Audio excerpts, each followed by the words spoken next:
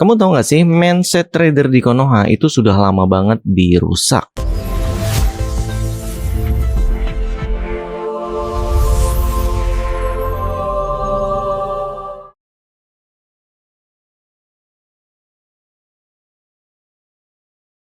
Hai Trader Universe, kali ini saya ingin sharing ya pengalaman pribadi di mana setelah saya berpetualang di Indonesia mencari guru trading dari zaman 2010 ya, sampai saat ini ternyata mindset trader di Konoha itu beda banget sama yang di luar negeri ya.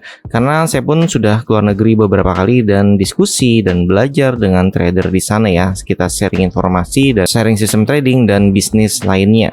Ternyata di sini saya menemukan di Asia memang berbeda-beda. Contohnya seperti Kamboja, Vietnam, itu kenceng banget ya untuk mindset gamblingnya.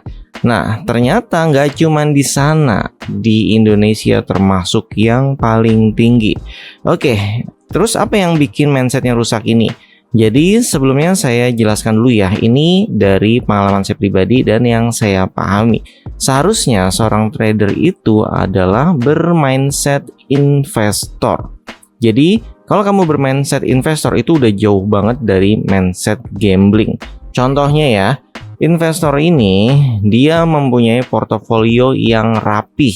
Jadi contohnya dari 100% aset kamu, mungkin sekitar 70% itu mereka menempatkan portofolionya di aset yang sifatnya jangka panjang. Dan bisa dibilang itu low risk sampai medium risk.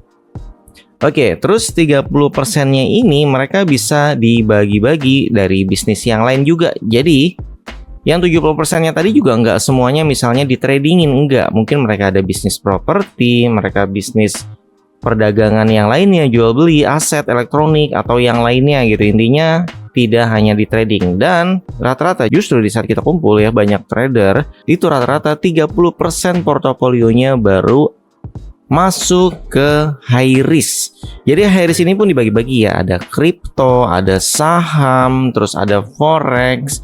Nah, kalau kamu sering melihat ada trader yang full margin, all in, kalau kamu mau tahu jika memang mereka benar-benar kaya ya, portofolio mereka benar-benar rapi, yang mereka gunakan untuk all in itu paling hanya 3%, 5%, maksimal 10% dari total aset mereka.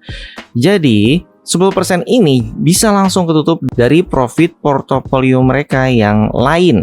Nah, saat itu saya pun juga belajar karena ternyata saya terbalik gitu, di mana bisnis saya 70%-nya itu ada di high risk dan 30%-nya ada di low risk hingga medium risk. Sejak saat itu saya mulai benahi juga nih mental trading dan investor saya supaya kedepannya itu sehat ya, dari segi portofolionya, terus kemudian dari bisnisnya. Kemudian seiring waktu berjalan, memang pertumbuhan portofolionya itu jadi sedikit melambat ya. Tapi ternyata kalau kita sudah menemukan balance-nya nih antara 70 dan 30-nya, kita bisa memaksimalkan yang 30% di high risk-nya kalau kita sudah mulai menguasai pergerakan marketnya.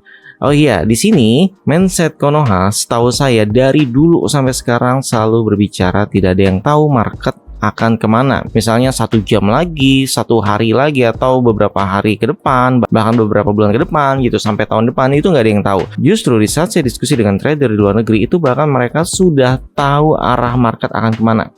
Oke, di sini perlu dicatat ya, ini tradernya adalah kelas top Asia. Jadi yang saya temui adalah mereka adalah perwakilan dari beberapa negara yang ikut kompetisi, di mana statusnya bisa dibilang adalah pro trader karena volume trading yang tinggi. Kemudian mereka juga punya komunitas besar. Oke, waktu terus berjalan, akhirnya saya mulai pelajari juga nih. Ternyata memang pola pikir yang di warga Konoha ini jauh banget. Di luar negeri, kalau kamu nggak tahu pergerakan harga akan kemana, mereka tidak akan trading. Jadi no trade. Terus kemudian jadwal trading mereka juga rapih. Nggak setiap buka HP seperti Konoha bawaannya pingin entry. Setiap buka HP, lihat-lihat market, bawaannya pingin entry. Terus setiap masuk ke forum, masuk grup chat, hari ini entry apa ya? Jadi nggak gitu. Di sana mereka benar-benar rapih. Kalau di warga Konoha yang saya pelajari adalah yang pertama tadi ya, bawaannya pingin entry terus, nggak entry rasanya ada yang kurang gitu ya hidupnya. Kemudian mereka belum punya portofolio yang rapi. rapih, di mana total aset 100% itu dibagi-bagi. Misalnya 70% tadi kamu taruh di bisnis yang lain, bukan bisnis trading kripto, saham, atau forex.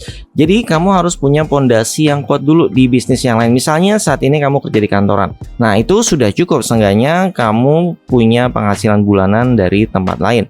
Kemudian kamu juga punya hasil sampingan nih, misalkan dari bisnis apapun. Misalnya kamu punya usaha cabang jualan gorengan yang banyak gitu ya di Indomaret. Nah, itu termasuk usaha sampingan kamu. Nah, baru nanti sisanya 30% tadi aset kamu baru boleh kamu masukkan ke dalam yang beresiko. Misalnya 10% di saham, 10% di kripto, 10% di forex. Ini sebagai contoh ya, saya bukan penasihat keuangan di sini, tapi berdasarkan pengalaman pribadi saya. Jadi yang kamu gunakan untuk trading misalnya di kripto itu hanyalah 10% dari aset kamu. Yang kamu gunakan di forex itu juga sama 10% saja. Dan ini bisa diatur sesuai dengan kemampuan kamu juga ya. Misalnya kamu lebih ahli di kripto gitu ya, lebih mahir di kripto, kamu bisa masukkan di sana portofolionya 20%. Terus forexnya 5%, sahamnya 5% itu juga boleh. Jadi ya diatur dengan skill masing-masing. Dan kamu nggak perlu maksain, misalnya kamu nggak jago di forex nih. Ya udah, berarti kamu bahkan bisa hapus forexnya, kamu fokus di kriptonya. Jadi kamu fokus di mana kamu bisa mengembangkan aset kamu itu lebih optimal. Kalau memang ada satu bisnis kamu yang hasilnya selalu minus, bahkan sudah berjalan setahun gitu ya,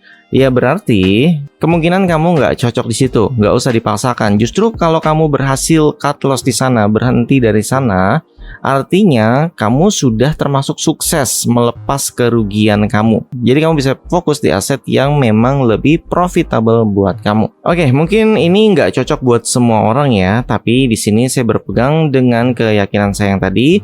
Kalau kita nggak tahu arah market kemana, jangan entry. Tapi kalau kita sudah yakin nih arah market kemana berdasarkan analisa masing-masing, bukan katanya, bukan kata orang, bukan karena ngeliat di Facebook, di Twitter, atau di X, atau melihat di forum Telegram, jangan. Tapi semua analisa harus berdasarkan keyakinan kamu sendiri dari semua data yang kamu kumpulkan. Ingat ya, jangan menggunakan katanya. Semoga video ini bisa menambah wawasan kalian. Kalau videonya bermanfaat, jangan lupa support dengan cara like, subscribe, komen, dan share. Terima kasih.